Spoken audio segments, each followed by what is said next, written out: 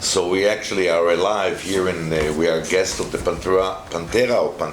I don't know. It depends what language. Yeah. If it's a workspace in Tel Aviv that is suitable and designed for women startupists and really about empowerment of women, and I'm very thrilled that you're here. Maya Zuckerman is our guest. Maya and I know each other for many years in 2012 on the game-changing trails, and she's a part of the YK Center support team since 2015. She's been on our Global Game Changers Labs since 2015, and she resides in San Francisco, happens to be in Tel Aviv. So I wanted to take this moment to have three conversations, one around what's got clear to Maya from her sit on the wood up, what has gotten clear to you since we've last met in San Francisco, and what you've been doing. See how do you see us, what's the main objective around the SDGs, and mainly we want to talk to the crowd of the SDGs Israel, and how we bring Israel. Those of you who just joined us, the purpose of SDGI and YK Center is developing SDG market in Israel under the SDG Israel community, with the intention to bring about major power solutions from Israel to the SDGs globally, and bring the SDGs to Israel, make Israel as a very active contributing partner, maybe a game changer, maybe even a startup nation in the arena that solve world problems. And first cut, and the second one is to close the gap between Israel's own playing inside and being a startup nation, being an SDGs nation. So starting with this, Bruchaba. Thank you. We'll speak in English, even though some of our crowds is Hebrew speakers, it's easier to understand, and I know you speak as an Israeli born, English as a mother tongue, but let's do it in English, okay? Yeah. So what has gotten clear to you since we've last met? Well, the first thing is the time's up. It's now. The right time to act is now.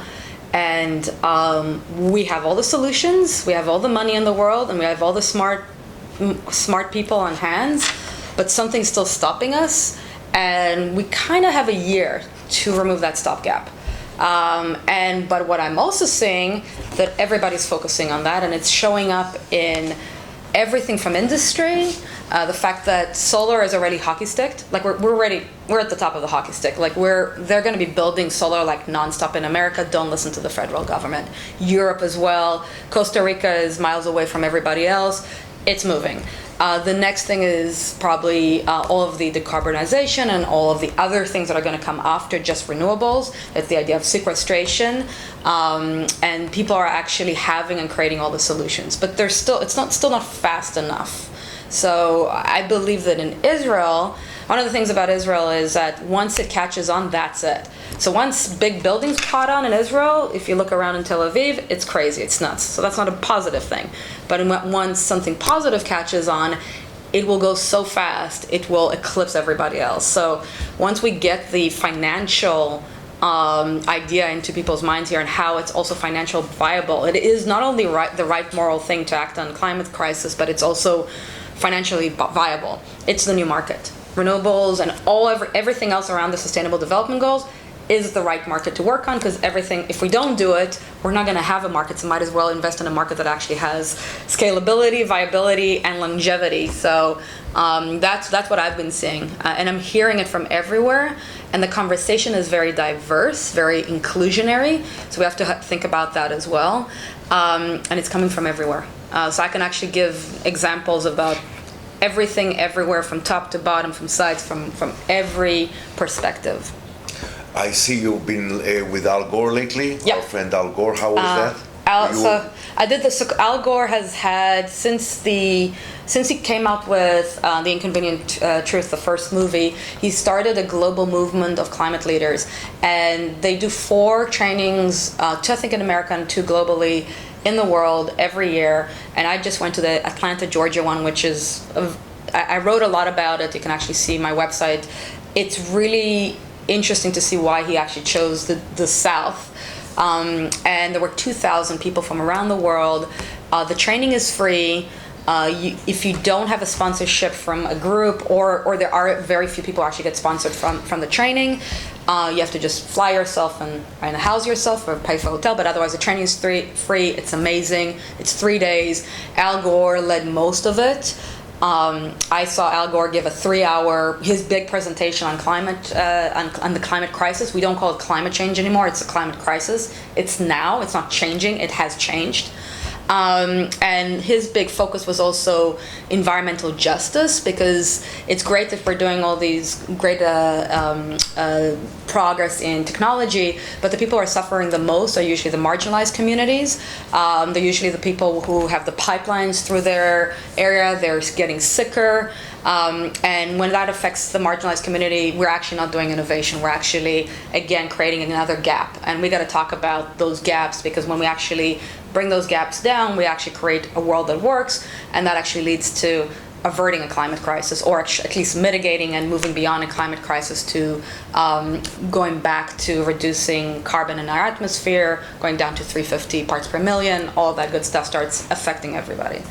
Yeah, last night I was part of the conference. There was a conference with Lisa King of the United Nations Global Compact. I sent you this invite. It's a 40 minutes discussion with the envoy for climate crisis by the UN secretary. There was Paul Polman from Unilever, and there was another woman from Action Now, Jane, and they declared a very clear, vivid outcome, and I send you both. Yeah. And the call is for the brief is very simple. We have to concentrate in 1.5 degrees. Mm-hmm. It's very, very specific. We have very short time to confront 5 degrees Fahrenheit. Because Celsius 5 degrees, we're dead. Yeah, it's the 1.5, and they already agreed to our 3 degrees prediction earlier. Yeah. And and they call businesses to focus on that. So let's talk about this very, very specific outcome in the call for action. We at YK Center are very much correlating and committing to fulfill as that mission, and our work is aligned with that outcome from the business perspective.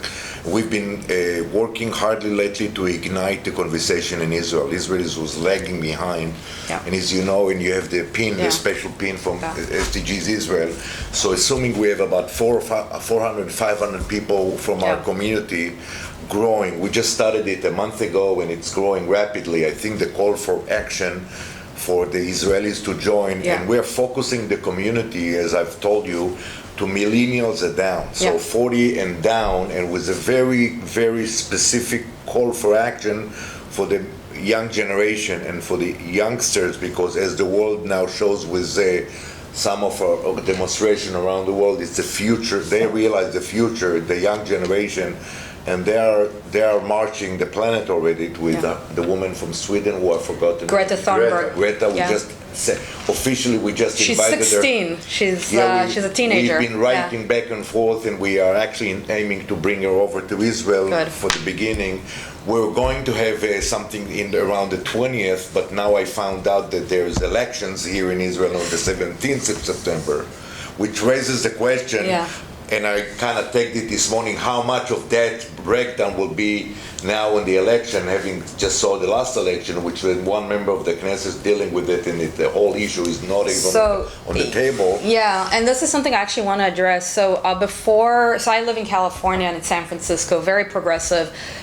So when we say California, everybody needs to understand how big it is. It's 39 million people. It's huge. It's bigger than Canada. And just before he left, Governor Brown, and his successor, Newsom, is actually even better than Brown for the environment, created GCAS, the Global Climate Action Summit, where it was subnational groups around the world, meaning governors of states in America, governors of cantons, mayors, people who are not indigenous people, leaders, people who are not in federal governments around the world. Because one of the things that everybody has been noticing and knows is that the biggest issue is federal doesn't work.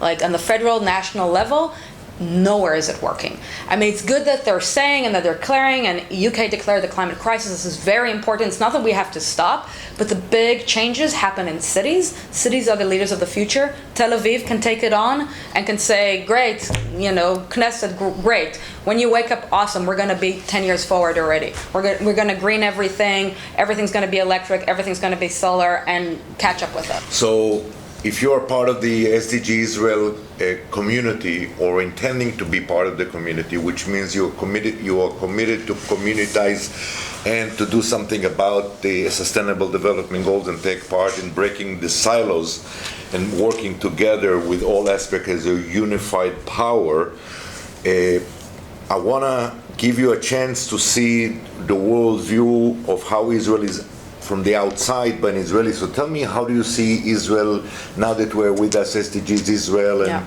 how do you go about it? Well, what do you say? So the first thing is, let's remember that Israel used to be so progressive, and it still is, in renewables and solar, in agriculture and tapping systems and conservation of water. So it's not like that Israel stopped, but it slowed down. Instead of being the leader, it kind of went a little bit to the back, especially where it is in the Middle East. I mean, this is a hot country. The fact that Israel didn't transition to much more renewable is a problem. And it's not it's an economical problem because it's too expensive to actually buy oil, especially in Israel. I mean, it doesn't actually make sense.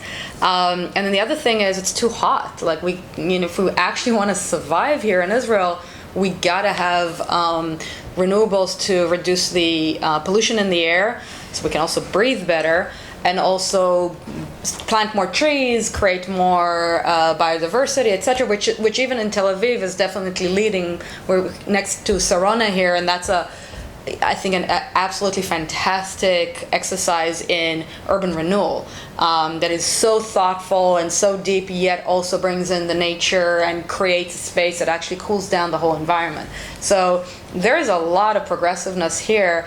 I think it's just because of the startup nation and which is something that Silicon Valley has the issue with, which is just about scaling, just about bottom line.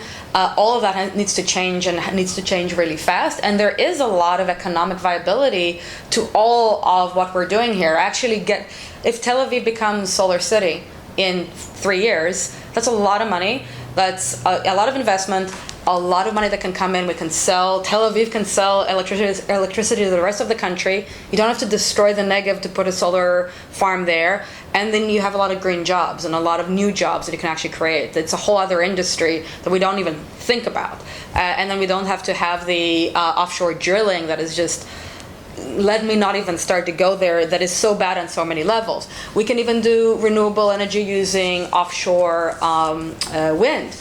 And that is not only great for the environment, good jobs, good industry, viable, etc., but it's been proven to actually create biodiversity. So that's better for fishing, better for water, cleaning up the water, so when it comes to the shore, the water is actually not as polluted as it comes from the rest of the Mediterranean. So there's all these other things that we can do that look very, Pollyanna, green, happy, but actually make a lot of sense. Viable, economic, cultural, environmental, it's all of it together. So really is to stop thinking that because we say renewable, because we say SDG, it's only for the rich people, it's only for that. No, it's for everybody. And Israel can actually lead, because, as I said, if the Israelis decide that they want to do something, they will do it. So let's just make them decide to do the SDGs. Sorry about the mic. Yeah. So talk to me about this. Last night, you and Ray, by the way, I think is part of the community, and it's really important that we have social, the 4 dimension. Is you all familiar or we not? So now I'm going to get you familiar with. The YK Center's approach is that we look at the world from 4-dimensional reality, very much like the television now. It's a 4K, you don't buy the 3D, and it's economically, environmentally, social consciousness. Consciousness is very, very powerful add-on from our perspective, because what we see that was critically missing in the years back, the 30, 50 years since we know of it, including the Exxon knew about it, there was no awareness and there was no consciousness about humans' role in it. And now, regardless of what made it, we now know that we have to do with something to handle it. Yeah. So when you talk to the Israeli community of the Sustainable Development Goals, impact players, I would say, What are the strengths that we need to develop as a community for the SDGs? Well, the first thing is we're Jews. Tikkun olam, like it's in our DNA, and to go against that is to go against our heritage, where we come from, our religion. Like what would we come here to do but to make a better place? I mean, we're not going to go into politics, but that's really what we're here to do. Yeah. The essence of Tikkun olam. So we're actually going against ourselves. That's the first thing. And as human beings, we're going against ourselves. We're going against the planet. We're going against each other. SDGI is actually Or Lagoim. You know why it's Or Lagoim? Because we have Or Katzman, Karen Or, and Gal Or. So this is, they used to say Or Lagoim. So we are really Or. Yeah. Or else. Yeah. Yes, anyway. So that's from the moral perspective of, we have a moral perspective to actually, also the moral perspective, which this is something I learned from indigenous people, to leave the place better for the next generation. And we're not doing that right now. We're actually leaving them with all kinds of issues. So, I think especially Israel and Israelis that are so focused on the family, if you don't, basically not doing anything is you don't care about your family. You don't care about your children or your grandchildren. And I'm not actually saying that you don't care really, but you're not aware that what you're doing is actually destroying their future. Yeah. So it's not a story, it's real. And the kids know. That's why they're rioting in the streets. They know that they don't have a future if we don't act now. By the way, Niv, who's now behind the camera, is fantastic. He's coming he's from education. Part of what we want to pay attention and actually accelerate and empower in the next few months is the youth movements in Israel. I think you today, or when are you meeting with them? Wasn't it tomorrow? Today? Whatever. Right. We're intending to get them empowered to lead the way. Yeah. So if we were to predict how we're going to get there, what should you say the people of the SDGs, the community of the Sustainable Goals Israel should focus on in order for us to bring Israel to be in the forefront by 2020? Assuming we want to bring Israel, who's now latest time report was that we have 38% awareness of Israel. So we're not even in the game. Now, compared to what we can achieve and be a source of power and solutions, we can be way in advance. If we want to transform it and bring Israel forward, and let's assume that our target in SDGI is to bring Israel to be like a forefront household for a solution, major game-changing solution for the SDGs. If you are our communication or community, if you have to direct us as a console or as a projector or as a lighthouse from San Francisco, what would you say the OR team should focus on? Intersectionality, bringing in Migvan Zoyot, bringing in everybody, but giving them a very specific target. The youth are awareness. The youth are, hey, you're killing our future, wake up, we're going to make the adults pay for this, we're going to make the adults listen. That's their role. Don't ask them to do anything else. The people who have money, invest in the startups and invest big, billions to trillions, and invest in the cities. Don't go and destroy the Negev. Like, you have a city, already build the infrastructure, think about how to use this. Everybody's just building solars in deserts, which is, again, if you think about it, if something happens on the line, again, you're losing light. Here, you can actually decentralize it. Invest in batteries. I know that not enough people are investing in batteries, they're just putting on solar. If something happens, there's batteries, there's backup. There's all this infrastructure. Invest in platforms. Blockchain is one of them, but platforms that actually know how to see where the load bearing is, and sensors that adjust for older electrical pipes and see that nothing breaks. There's a lot of technology and a lot of money that can actually be built in the infrastructure. And then education, educating all these different levels, and also bringing in a lot of, I said intersectionality, so people that usually are not sitting around the table. If it's children, maybe elders, like real elders, Bedouins, indigenous people of the land, people that don't usually sit on the table, listen to them, see what their needs, and actually operate in that way. And that's also where the innovation will come from, not only from the top down. It doesn't work that way. Like anything in nature, it's bottom up. So I think really, really looking at that and then being very specific what each sector is focusing on. I think the biggest thing is cities. I mean, Tel Aviv and Jerusalem, if they can just, at Haifa, if they can just go forward, I think Herzliya is another one. Yeah, Herzliya just announced yesterday big news about the plastic. I sent it to you. They're actually marching, they're actually taking charge on making the city sustainable. And they compost, eliminating, by the way, all plastics and bags from the beach. Yeah. It's about to go law. The mayor is going. It was in the news yesterday, so this is a good direction. And it's interesting because we're talking about renewable energy, but plastic is a fossil fuel. So when we talk about renewable energy, plastic needs to be part of it. The pollution, if you actually, this is again when we have to think about the whole thing. We cannot forget about plastic because when it goes into the sea, it kills all the animals. All the animals are eating plastic, and then we are eating plastic. We're getting sicker. There's a new group of high-level PhDs that are looking at our endocrine systems. If we actually don't clear the plastic, we're not going to be able to reproduce by 2060.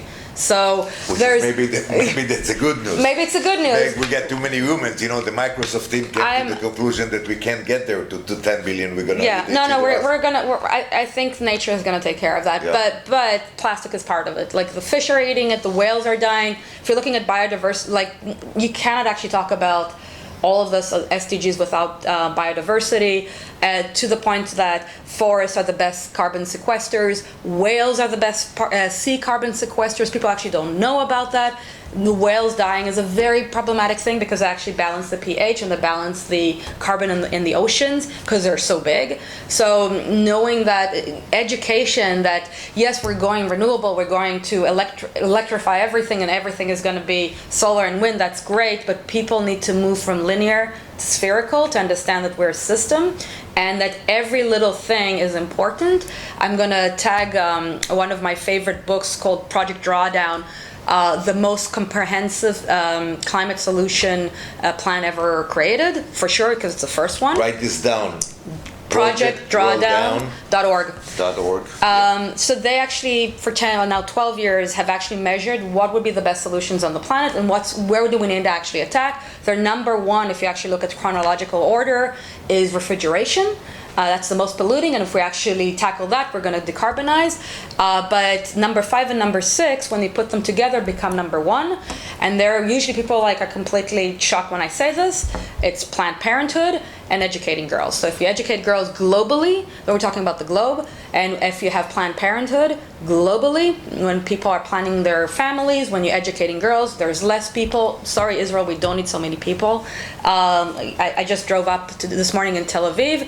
Instead of it taking me 20 minutes, it took an hour. I interviewed Professor Alon Tal when we launched Israeli SDGs Israel on last year in the Israeli 2050 agenda or environmental conference. I had a conversation with Professor Alon Tal. If you look at the demographics of Israel, we're actually big parking lot with the biggest between the have and have not. The prediction of the demographic is not fun. Not good. It's not at all, which requires us to think way in advance, and we're not very good at it because we're busy with the current election and very much in what's the risk at hand. However, let's summarize this by saying that if we want to tell the people who are listening where they should draw attention, I just noticed because we're sitting here in the Pantera, so women have a whole lot to do with it. Talk to me about the role of the women. So women create community, and in the last 10,000 years, we're actually that role was taken away from us, but we know how to create homes, how to create not houses, homes, families, communities. And when women innovate, they innovate for the community. When men innovate, they innovate for their bottom line. And we actually cannot continue that way. So when women innovate, they think about everybody. So they think about, well, how does my son, how does my daughter, how does my neighbor get affected by it? So investing in women is really important. And also when you invest in educate women, they usually have less children, which is good for the population. We also have to think about what happens in America. The population is going down. They're seeing it as a crisis. I'm seeing it as an opportunity. Like, what if everybody lives their best lives and actually innovates for the rest of the community? We can't afford, by the way, just being honest, we can't afford Americans. They're too expensive for the planet. No, we cannot. They're using too much land. Exactly. They make too much poison. They're great economically, but if you look at the drawdowns, it's huge drawdowns. And unfortunately, Israel is copying them. Exactly. We're using 4 planets, like the US almost. Every American is using 4 planets. So when you wake up in the morning, you are borrowing 3 planets from your grandchildren. Yeah. Don't forget that when you tell them I love you, Yeah. that you owe them. Yeah. Anyway, so like that. So women have a major role. A major role, and because they operate, they and also like even if you don't even look at SDGs, you look at women-owned and women-run companies in America. Like there's a lot of statistics. They usually make better money. They usually are more sustainable. They usually are actually more efficient, so they waste less money. So there's all these indicators that say invest in women because they actually do better. Like most startups, like if they actually take startups that are run by women, startups that are run by men, the risk is actually much higher on men. Really? So yes. we can de-risk it. Yeah. And what was the second one you said? Planned Parenthood. So What's that? So Planned Parenthood is a group in America, but it's the idea of family planning. Not like waiting, not having so many children, choosing, empowering people who choose not to have children, not to have children. You know, it's funny. There was an article by in Israel about the idea of it's the morality of having children. Too many children. The bad news is we can't afford all the children. If you love your children, the planet cannot afford it. And Professor Kahn is telling us for a long time, the 2.1 kids per family. That's the right average. Underneath, you're getting older, and above, you're getting overpopulated. Yeah. Even with 2 kids a family, it's too much already. Too much already. Because we need to go to 1 kid. Afford it.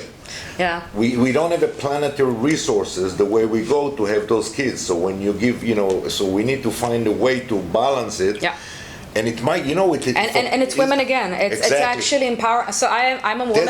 I'm a woman that chose not to have children a very long time ago for a lot of reasons. One of them is ecological, because I see things to the future. I'm a futurist. And now the conversation is actually to empower women like me. Before it was like, oh my God, I didn't have children.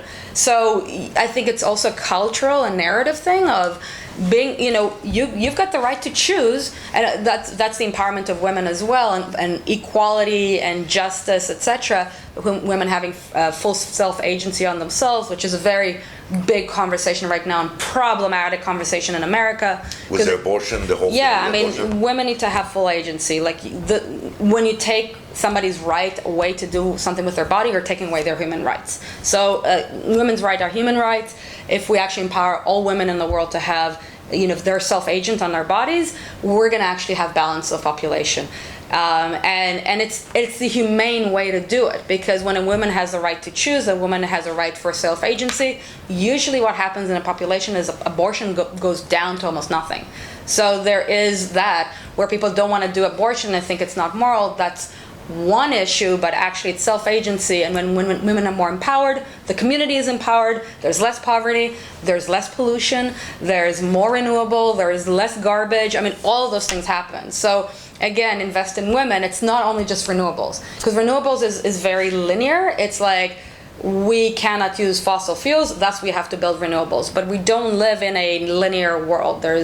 Everything is in a system. We have to think about where we're putting the renewables, how are we doing it, who's got access to it. The whole idea, and I'm working with some indigenous tribe, American Indians in California, in the conversation of energy sovereignty. So the idea of energy sovereignty is you are allowed to actually have access to energy that is clean and efficient, and you don't have to go and pull strings and wires from everywhere around. It's given to you. So that movement to energy sovereignty, and if Israel can actually move to energy sovereignty, oh my God, like that's amazing. Think about it. Let's think that you don't have to pay whatever we pay for gas here every day for delek. So that also is important, because that actually creates a balance in the world, less war, because there's less war on resources as well. So it's all of these things. I would say, bottom line, cities are the future, renewable as fast as possible, invest in all the ecosystem of renewables. This is not only just solar. There's a lot of other clean energy that is out there. Water, so important for Israel, and women, and family planning. Fantastic. This was a short conversation with Maya Zuckerman. Maya, we'll see you next time when you're in Israel. For those of you who watched us, we'll be back again with some experts and some great minds from around the world to see how we can empower you in the SDGs Israel. We're going to be also located in the YK Center site. And don't look at us at all let's get to work. Thank you.